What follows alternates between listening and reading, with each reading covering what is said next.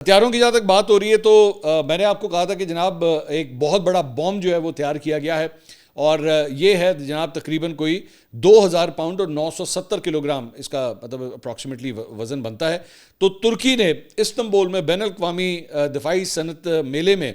جو ہے وہ اپنے اس طاقتور روایتی بم جس کا نام گزاپ ہے